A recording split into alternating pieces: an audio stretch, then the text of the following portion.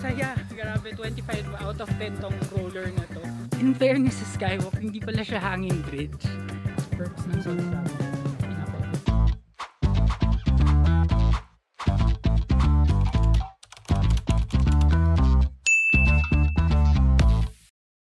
Hi amazing people and welcome back to my YouTube channel. So nandito pa rin ako sa Hanuman World para sa pagpapatuloy ng ating adventure dito kung saan tatry natin yung Skywalk, ayan may stamp ako, at yung roller coaster nila na extreme daw sabi dito. So exciting adventure ito guys, at mamaya mag-taste test din tayo ng meal nila. So ano pang hinihintay nyo? Tara, samahan nyo ako. So guys, change na ng gear, pang roller coaster na yung gear na sinuot sa akin ngayon. Nihintay ko na lang yung mga kasama din. Doon na tayo sa roller coaster. Guys, kanya-kanya palang punta doon sa roller. So susundan ko lang to. Susundan ko sila. So pataas to. Expect nyo na paakyat kasi mataas syempre yung dapat panggagalingan ng roller coaster. Ayan o. Ganyan ang gagawin natin. Sana pwede i-video. Guys, ito yung Skywalk. Iba pa pala yan dun sa tulay kanina. So mamaya na tayo dyan.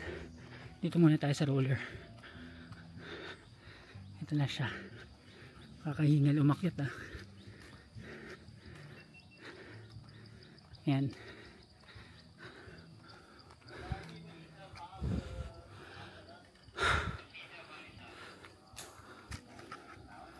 Yan na. Bye.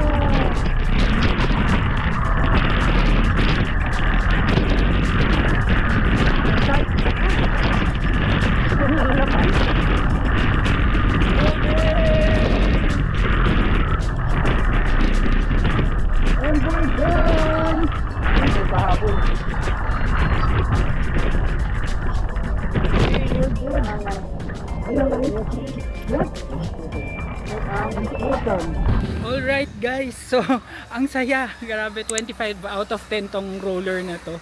Kala ko hindi ko siya may enjoy pero hindi siya boring. Ang saya.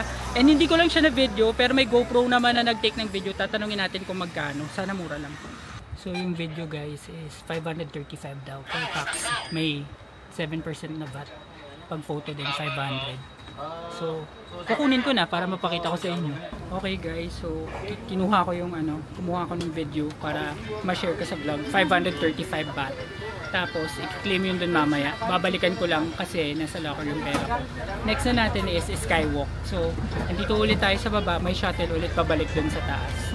So Pinay pa yung yung kausap ko dun kanina. So nakakatuwa na kamit ako ng Pinay dito ngayon.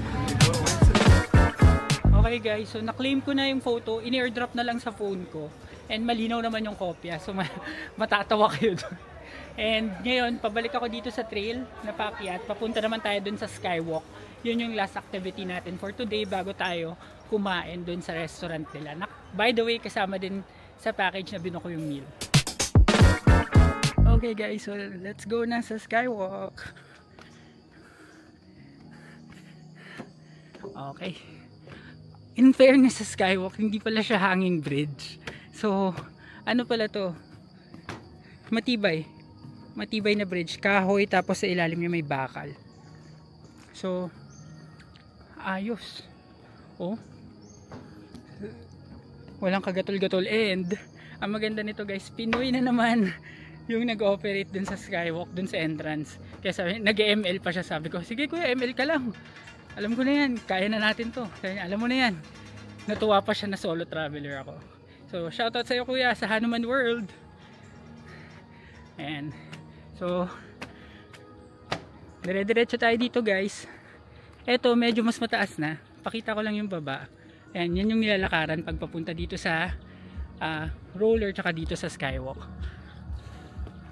Ito na yung skywalk na bridge. O di ba? Maganda. Okay guys, skywalk, let's go.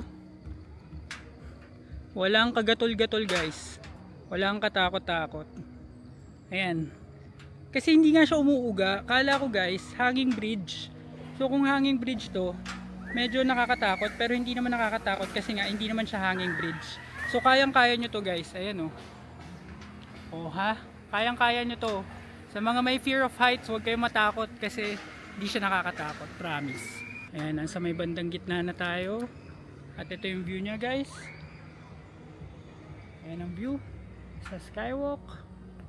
Para makita nyo lang ang view ng skywalk. Ganda. So, ayan, dulo na, bandang dulo na to. Ganda din dito. Yung next may hanging bridge. So picture muna tayo dito syempre habang solo.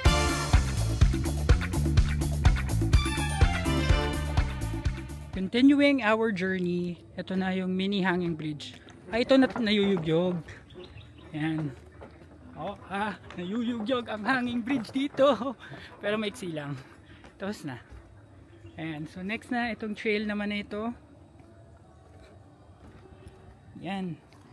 Presko dito in fairness Ganda rin dito. Guys, sulit talaga for me just because magaganda yung mga tour packages na in-offer dito sa Phuket. Mga all-inclusive na. So wala na kayong iisipin pati transfer, pagkain, ganyan. So hindi kayo magugutom. So ito yung sinasabi ni Kuya na rest area. Yan, may rest area dito sa dulo. Yan. So dito tayo. May hammock din. Ay, yung may net. Hammock tuloy. Ito may net dito. Yun, may net Pwede mag-relax. Tapos ito, yan yung baba. Yan. So, pwedeng mag-chill-chill lang dito guys. Very chill lang. Chill spot. So guys, umakyat ako dito sa staircase na yan. Pero doon na dapat pababa doon sa spiral staircase. Pero meron pa kasing mapupuntahan dito. So check na lang din natin. Para at least na ikot natin tong buong skywalk. Tamang tama to guys para gutom tayo. Tapos pwedeng dito may rappelling nga dapat Kaso ikaw magagawa. So pag nahulog ka bala ka. Ayan, so paalis na sila, tayo naman papalit.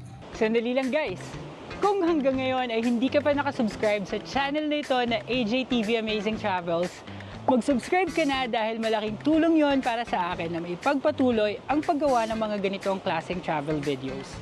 And now back to the vlog. Let's go! Let's go! Let's go! Ayan, may puno. Ito, merong parang tree house. Let's go, let's go. Hindi pa rin, di talaga shaky. So ito na yung dulo guys. So may rappelling din sana dito sa dulo supposedly, kaso sinara na nila. At ito yung baba guys, yung mga restaurant, yung Three Monkeys na restaurant nandyan sa baba. Puntahan din daw yan Yan. So ito ang view mula sa taas. Doon guys sa likod nung puno yung city. Tapos dito naman, ayan, yung pinuntahan natin kanina. So guys, pababa na ako and we will be capping up our skywalk adventure doon sa spiral staircase. So, ito yung unang spiral semi-arc staircase or something. Ayan. So easy lang dito. Maliban na lang kung may fear of heights ka. And I know someone na may fear of heights. Kahit sa kakaprasong pool dive, ayaw dumive. Shoutout sa'yo. Ayan, so pababa na tayo dito sa spiral staircase. Yan. Paikot lang. And ito yung baba niya guys. Oh. Buko lang naman yan. Hindi naman pa. Yan, so ingat na lang sa steps. And again, kung may kasama kayo mga senior citizen, yung mga hirap na maglakad-lakad or mag-akyat-akyat, ganyan, you may wanna reconsider kung gagawin nyo to. Kasi baka hindi lang din sila mag-enjoy. Yan, so mabilis lang ang lakad na ito. Voila! We are back down na. So next natin guys ay hanapin na natin yung restaurant para makapag kain na tayo dun sa meal buffet. So tatanungin ko pa kung saan. And by the way, dito yung parking ng Luge. And kung sakali man na mag-i-skyline Luge kayo. Pero nagawa ko na yun sa Busan. So panoorin nyo na lang yan. So guys, ito yung 3 Monkeys ata. Or ito yung restaurant nila. Basta may 3 Monkeys dyan guys. Na restaurant na sikat. So punta na tayo dun sa lobby para dun sa ating meal buffet. Okay guys, so mukhang dito pala yung dinner buffet area natin. So hindi ko lang alam kung anong papakita para sa dinner. Hi. Hi. Your name please? Emil. Emil, how many people? One person. Thank you. Enjoy them. Thank you. Ayan, so may pangalan na pala ako dun. So tour ko lang kayo guys. Ito yung food nila. So may rice, gulay, tapos ito may pork, tapos ito maanghang na something, ito mas maanghang, may pasta, may spring rolls, at may pasta ulit. Tapos dito banda ito guys, salad bar and fruits. So may green salad, tapos may pineapple and watermelon. Yun. Ito may chicken noodle soup. Ang cute. So kuha muna tayo food at pwesto tayo sa maganda. So guys, ito na yung nakuha ko. Sobrang daming pagkain. May salad, fruits, and then ito yung gulay. I think this is squid, and then spring rolls. Tapos umorder din ako ng chicken rice. So hindi na ako kakain mamaya para masulit natin to. And taste test na tayo. So guys, simulan ko dito sa spring rolls. Ito gulay to eh.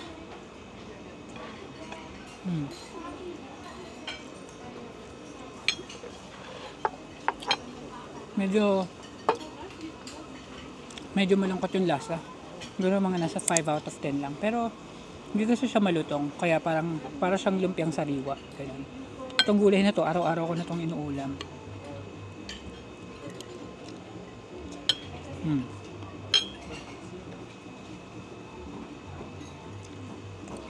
Hindi nakakasawa. 10 out of 10.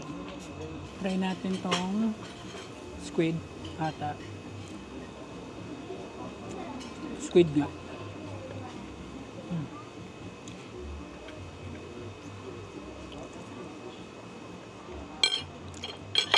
Medyo maanghang to guys. So mga nasa 7 out of 10 lang. Chine-check ko kasi baka mamaya yung sundo ko nandun na. Guys, ito naman pork. Ito yata yung maanghang na pork. Try natin. Maanghang nga.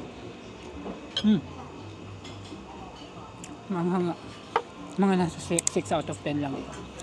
Wait lang natin chicken rice kasi made to order siya.